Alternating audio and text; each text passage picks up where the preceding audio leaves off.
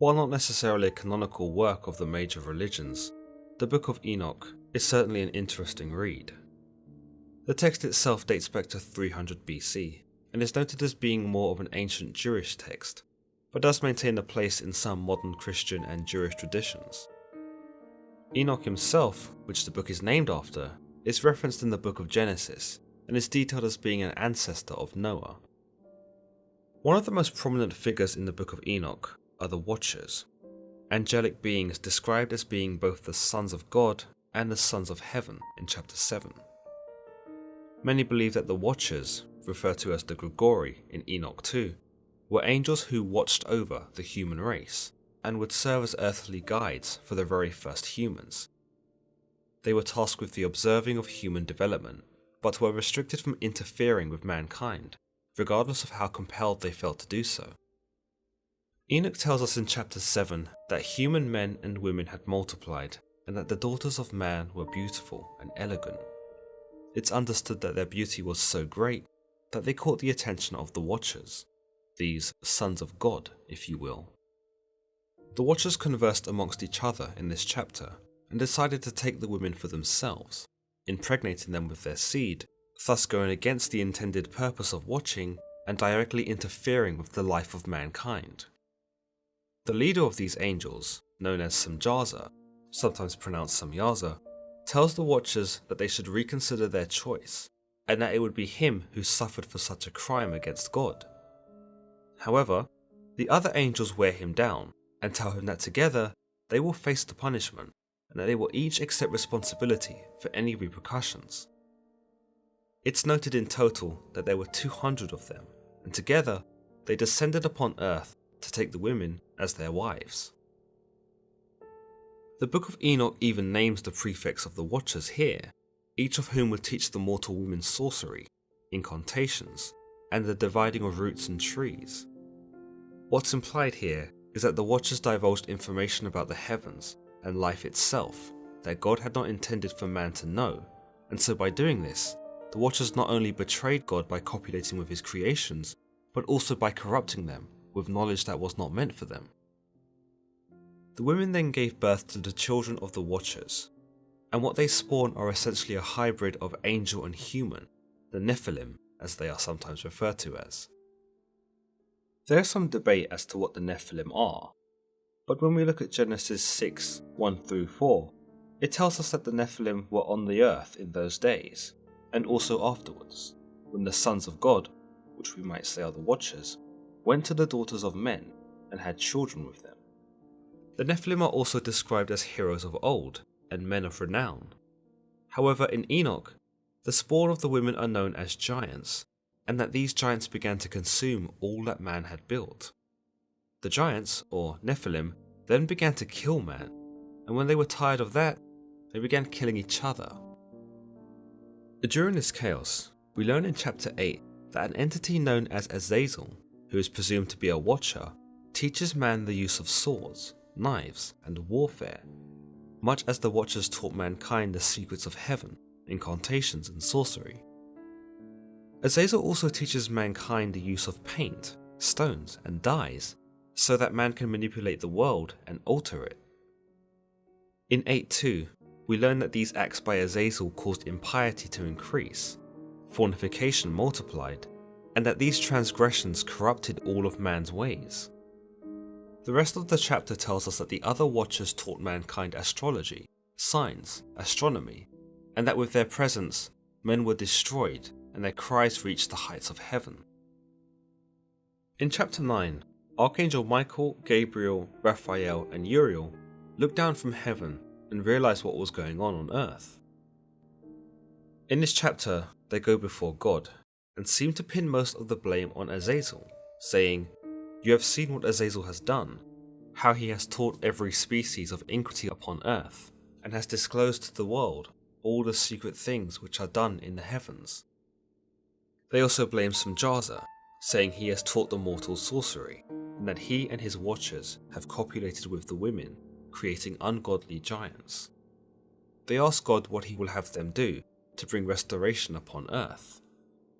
In chapter 10, God then sends Uriel to seek the son of Lamech, which is Noah, and tells him to conceal himself and to explain to him what is about to take place, in that all of the earth shall perish in a flood, and that everything which has come to be will be destroyed.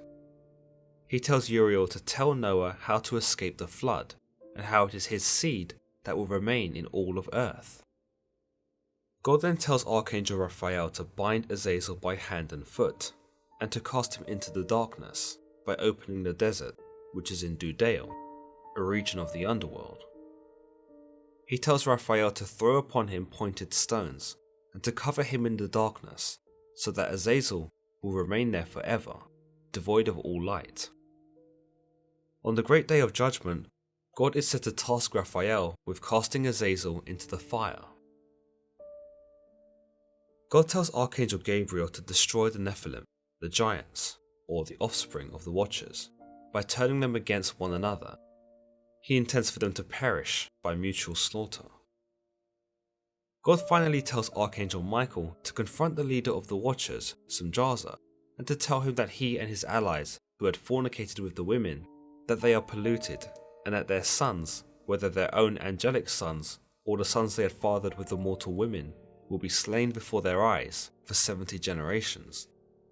Then, after witnessing the butchering of their offspring, they will be taken to the lower depths of hell, where they will meet fire and be locked away forever.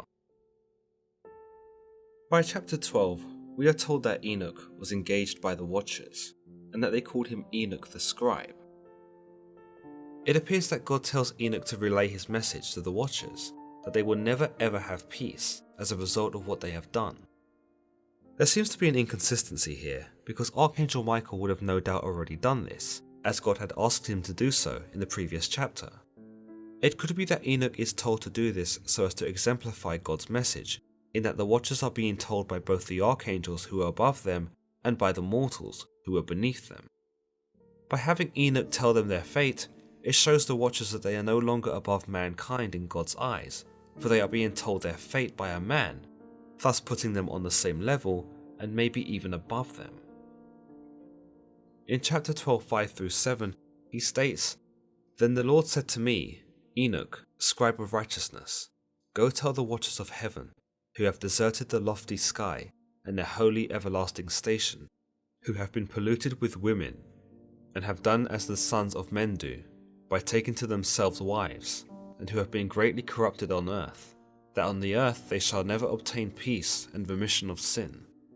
For they shall not rejoice in their offspring, they shall behold the slaughter of their beloved, shall lament for the destruction of their sons, and shall petition forever, but shall not obtain mercy and peace."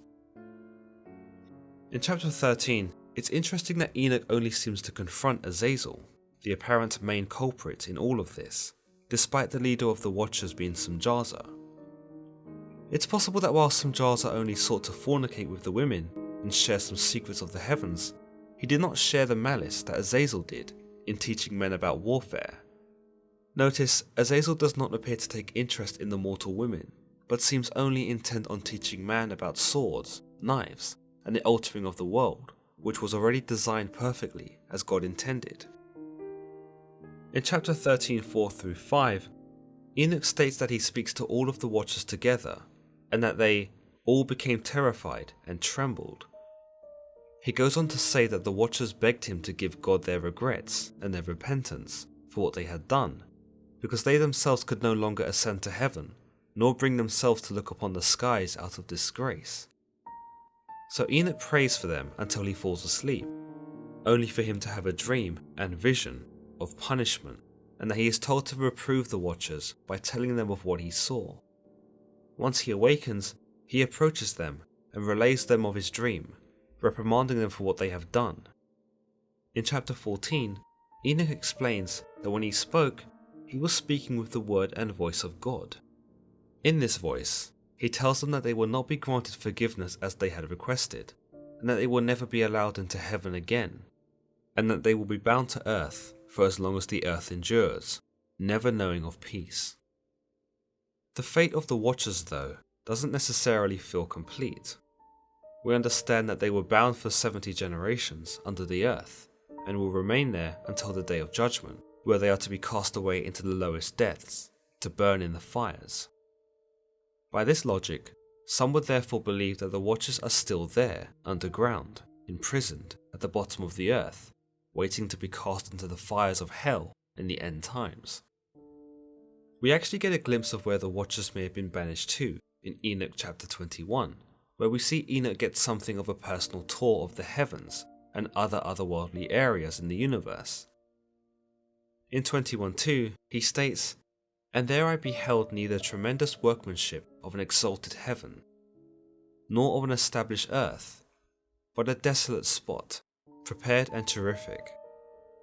By 21:5, Enoch tells us that he beheld the operation of great fire, blazing and glittering, in the midst of which there was a division. Columns of fire struggled together to the end of the abyss, and deep was their descent. In 21:6, Archangel Uriel, who accompanies Enoch through this terrible place, asks him, "Why are you alarmed and amazed at this terrific place, at the sight of this place of suffering? This," he said, "is the prison of the angels, and here they are kept forever." While the Watchers are never specifically mentioned here, one can imagine that this would be the sort of place that God would keep those that had betrayed him, in a place of suffering. In the second book of Enoch, we see a collection of stories that sees Enoch ascend through several layers of heaven, but it is at the fifth heaven that Enoch discovers the Grigori, a race of angels that were human in appearance, their size greater than the greatest of giants, but their faces withered and their expressions silent. This layer of heaven was also the least magnificent out of all the layers that Enoch had seen thus far, which he described as having no service. It's understood that the Grigori in this text of the Book of Enoch 2 are actually the same as the Watchers in the Book of Enoch 1. Enoch asks the angels who accompany him through the heavens who the Grigori are, to which the angels reply that the Grigori were once led by a prince named Satanel, and that they, like the Watchers, went down to earth against God's wishes, took the women on earth and had their way with them, and caused chaos with their offspring. What's striking here is that their leader is not noted as being Semjaza, but instead Prince Satanel. This is not explored further, but there are those that believe that based on the similarity of the name and the role in which Satanel takes, that this is a form of Satan himself. Reasons that support this include that in chapter 29 of the Book of Enoch 2, Satanel is mentioned again along with his angels as being cast out from a great height. Similarities can be drawn between Revelation 12:9 in the Bible, where Satan is cast out of heaven and therefore a great height, as it reads, "Satan, who deceives the whole world, was cast to earth, and his angels were cast out with him." Furthermore, in the same chapter, it's understood that Satanel attempted to place his throne higher than the clouds above earth, that he might become equal to God's power. This reminds me of Isaiah in 14:13, where Isaiah appears to be addressing Satan, quoting him as saying, "I will ascend to the heavens, I will raise my throne above the stars of God." Of course, you may also consider this to be coincidental, and not exactly evidence for the linking of Satanel to Satan.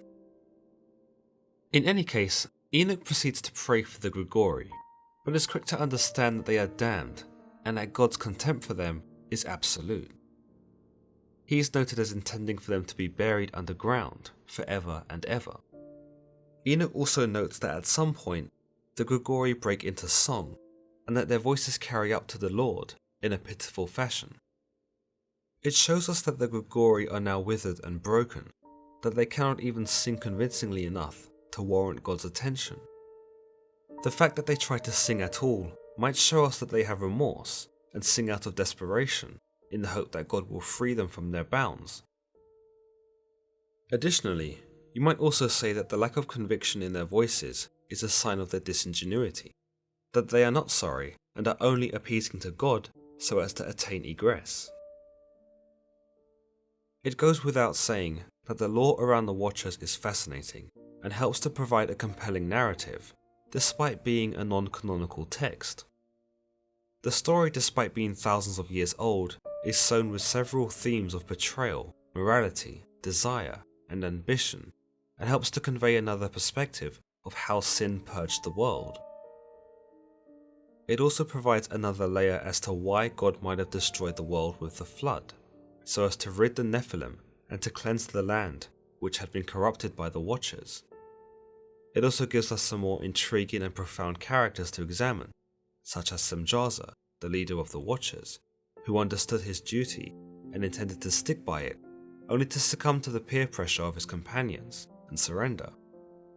It also gives us Azazel, the Watcher who appears to take the most blame for the incident, and shows us the extent of his wickedness, that he sought to teach man about weapons and warfare in a time when it was not needed.